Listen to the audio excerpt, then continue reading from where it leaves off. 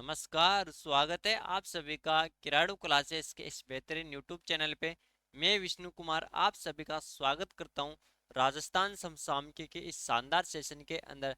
तो आज के इस सेशन के अंदर हम बात करेंगे राजस्थान करंट अफेयर्स के 7 क्वेश्चनों के ऊपर और करने जा रहे हैं साथ ही उनका कंप्लीट एनालिसिस। तो आज है 8 जून 2024 और राजस्थान करंट अफेयर्स के इस सेशन के अंदर आप सभी का स्वागत है साथी। अब बात करें आज के हमारे करंट अफेयर्स का, जो पहला क्वेश्चन है उसके बारे में। हाल ही में राजस्थान के किस राज्यसभा सदस्य की लोकसभा चुनाव में जीत हुई है?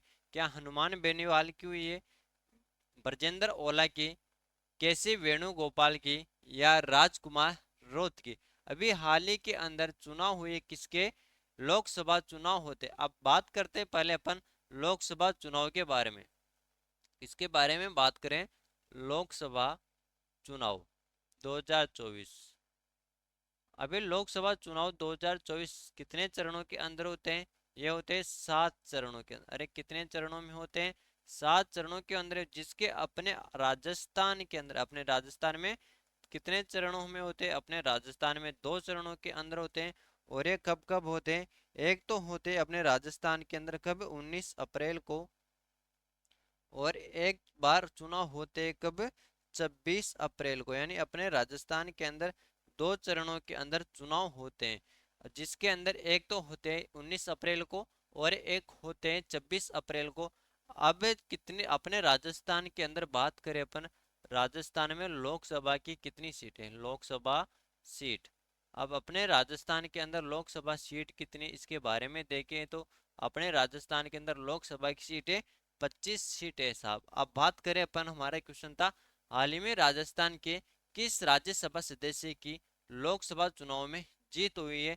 तो किनकी जीत हुई है? ये हुई है केसी वेणुगोपाल की। अरे किसकी हुई है? केसी वेणुगोपाल की जीत हुई है। अब देखो लोकसभा चुनाव का रिजल्ट भी आ गया। कब आया है चुनाव का रिजल्ट? आया है भाई साहब 4 जून को रिजल्ट आया है। क्या आया है? 4 जून को रिजल्ट जारी कर दिया। किसका? लोकसभा जो चुनाव हुए उनका रिजल्ट जारी कर दिया।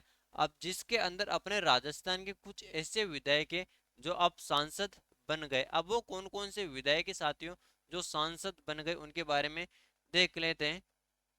अब सबसे पहले देखें, एक तो विधायक है कौन? हरीशचंद्र मीणा। हरीशचंद्र मीणा। अभी हरिश्चंद्र मीणा जी ना, ये क्या बन गए? ये सांसद बन गए। और इनका संबंध आता है देवली उनियारा से। देवली उनियारा जो लोक विधानसभा सीट है, वहां से कहते पहले विधायक थे और अब क्या बन गए? अब बन गए सांसद बन जाते हैं।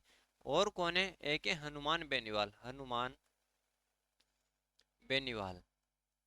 अब हनुमान बेनीवाल कहाँ के विधायक थे? ये थे क्यूंसर के।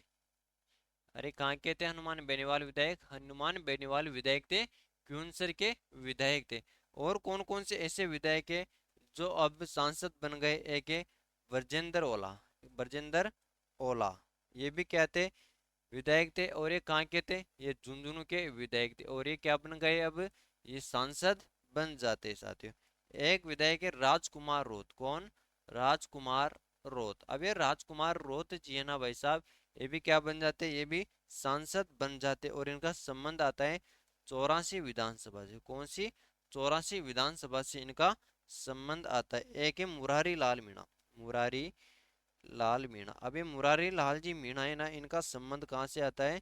इनका संबंध आता है कहाँ से? दौसा से आता है। अब ये जो विधायक से डायरेक्ट क्या बन गए? विधायक से सांसद बन गए। लोकसभा चुनाव 2024 के अंदर इन्होंने जीत हासिल की और सांसद बन जाते हैं। अब ये जो ये सीटें हैं ना, इनके ऊपर वापस उपचुनाव होंगे साथियों। अब आप इसका भी स्क्रीनशॉट ले सकते हो और इसका भी आप स्क्रीनशॉट ले लीजिएगा। फिर हम अगले क्वेश्चन की तरफ आगे बढ़ेंगे। बहुत बढ़िया, चले अगले क्वेश्चन की तरफ। बिल्कुल। और अगला क्वेश्चन है हमारे सामने, आईपीओ के माध्यम से फंड राइजिंग के लिए राजस्थान सरकार ने किसके साथ एमओयू किया है? अब आईपीओ के माध्यम से क्या? आईपीओ के माध्यम से फंड राइजिंग के लिए राजस्थान सरकार ने किसके साथ एमओयू किया है? तो राजस्थान सरकार ने किसके साथ एमओयू किया है साथियों? तो national stock exchange of India के साथ एमओयू किया है। किसके साथ? National stock exchange of India के साथ एमओयू किया। अब आप इसका भी स्क्रीनशॉट ले सकते हो, फिर हम आगे बढ़ेंगे। बिल्कुल साहब, जल्दी से स्क्रीनशॉट ले लीजिएगा। हमारा अगला क्वेश्चन है, राज्य के किस जिला कलेक्टर द्वारा कोटा में कामयाब कोटा मिशन के तहत कोचिंग संस्थानों में पहुंचकर शिक्षक के रूप में स्वयं मोटिवेशन क्लास ली जा रही है। अपने राजस्थान का एक जिला है कोटा। अब जो कोटा के जिला कलेक्टर जी है उनके द्वारा क्या होता है, कामयाब कोटा मिशन के तहत क्या जो मिशन चलाया जाता है, एक कामयाब कोटा मिशन, इसके तहत वो क्या करते हैं, कोटा के अंदर जितने भी कोचिंग है वहाँ पर एक शिक्षक के रूप में जाते और वहाँ पर जो विद्यार्थी अध्ययन कर रहे हैं उनको मोटिवेशन देते हैं साथियों। अब वो कौन से जिला कलेक्टर हैं, डॉक्टर सौम्या झा, सिद्धार्थ सियाग, प्रकाश राज पुरोहित या डॉक्टर रविंद्र गोस्वामी। तो कौन सा हो जाएगा इसके अंदर, अपना ऑप्शन हो जाएगा ऑप्शन डी, जो डॉक्टर रविंद्र गोस्वामी जी है, जो प्रत्येक कोचिंग संस्थानों के अंदर पहुंचते हैं और वहां पर पहुंचकर विद्यार्थियों को मोटिवेशन देते हैं। आप देखते होंगे आए दिन कोटा के अंदर सुसाइड केस देखने को मिलते हैं, तो इसी वजह से एक चलाया जाता है मिशन कामयाब कोटा का, कोटा के अंदर। बिल्कुल स्क्रीनशॉट ले लीजिएगा इसका, फिर हम अगले क्वेश्चन की तरफ आगे बढ़ेंगे साहब। अगला क्वेश्चन है, हाल ही में किस संस्थान ने शोधकर्ताओं ने ई व्हीकल का इमरजेंसी में कहीं भी चार्ज करने हेतु पोर्टेबल चार्जिंग एडेप्टर का निर्माण किया है। हाल ही के अंदर किस संस्थान ने, हाल ही में किस संस्थान के शोधकर्ताओं ने ई व्हीकल को इमरजेंसी में कहीं भी चार्ज करने तो पोर्टेबल चार्जिंग एडेप्टर का निर्माण किया है। तो ये किसने किया है, ये क्या है, आईआईटी जोधपुर ने। अब देखो आईआईटी जोधपुर का नाम आते ही तो आपके दिमाग के अंदर 10-15 बातें आ जानी चाहिए आईआईटी जोधपुर से संबंधित। तो आपको सबको बता रखिए कि आईआईटी ने क्या कार्य किया। यदि किसी भी प्रकार का निर्माण का कार्य किया जाए, कुछ भी नवाचार किया जाए, तो वह आएगा आईआईटी जोधपुर के द्वारा साहब। चलो स्क्रीनशॉट ले सकते हो आप इसका। उसके पश्चात हम अगले क्वेश्चन की तरफ आगे बढ़ने जा रहे हैं। नेक्स्ट क्वेश्चन है, नेशनल हेल्थ मिशन की चाइल्ड केयर रैंकिंग में किस जिले को प्रथम स्थान प्राप्त हुआ है। तो किस जिले को प्रथम स्थान प्राप्त हुआ है, तो जोधपुर जिला है उसको प्रथम स्थान प्राप्त हुआ है साथियों। इसका भी स्क्रीनशॉट ले लीजिएगा, फिर हम अगले क्वेश्चन की तरफ आगे बढ़ेंगे।